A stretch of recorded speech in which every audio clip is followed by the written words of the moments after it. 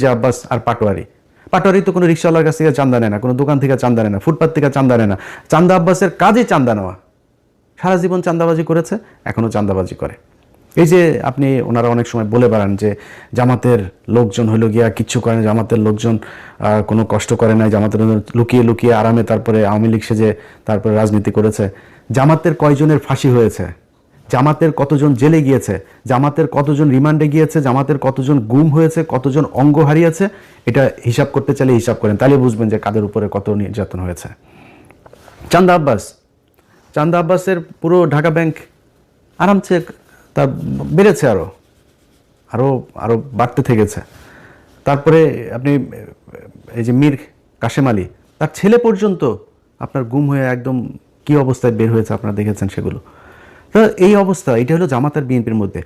আপনি ধরেন হাইপোথেটিক্যাল কথাবার্তা বাদ দেন, জামাত আর বিএনপির সাথে আমরা যে প্রতিদ্বন্দ্বিতা করব, কারণ একজন বিএনপির ভাইকে আমি বলবো যে মানে আমি কিন্তু চাই যে সব রাজনীতি, খালি বিএনপি একা না, আমি চাই আওয়ামী লীগও যদি বাংলাদেশে কোনোদিন রাজনীতি করে, জাতীয় পার্টির রাজনীতি, সব রাজনীতিবিদদেরই মানে ঠিক জায়গায় আসতে হবে। ভাই আপনি চোর বাটপার সে আগে ধান্দাবাজ এগুলো নিয়ে আমরা যদি বলতে বলেন, মানে একটু সেফ জোনে থাকার জন্য বলি, নাহলে 100% বলে ফেলতাম।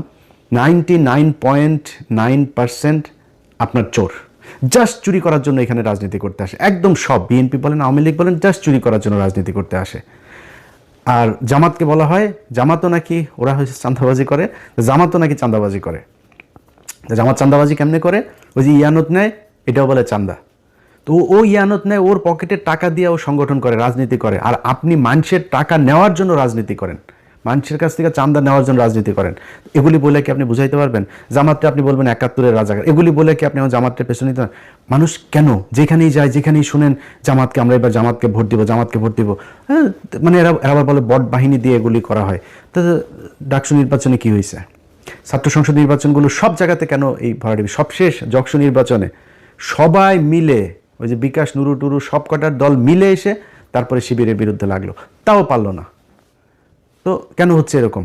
এটা এমনি আপনার কি মনে হয় জাহাঙ্গীরনগর বিশ্ববিদ্যালয়, ঢাকা বিশ্ববিদ্যালয়, সব বিশ্ববিদ্যালয়গুলোতে সবাই শিবির করে, এখন সবাই জামাতে যোগ দিয়েছে? নো, কি করেছে? তাদের এই সাধারণ মানুষ যারা, সাধারণ ভোটার যারা, তারা দেখেছে যে ছাত্র দলের চরিত্র আর ছাত্র শিবিরের চরিত্র না, এটা তো আকাশ পাতাল পার্থক্য। আমরা তো যা শুনি সব মিথ্যা কথা।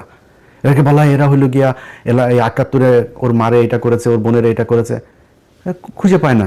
সারা বাংলাদেশে যে মেজর আখতারুজ্জামান, তিনি এদিন একটা কথা বলেছেন যে ভাই 71-এ জামাত ইসলামের সংগঠনের সব মিলায় লোক ছিল না 300 জন, তারা 64 জেলায় একদম সংগঠন করে, এই যে রাজাকার বলা হয়, রাজাকার জিনিসটাই তো মানে বিকৃতভাবে উপস্থাপন করা হয়েছে।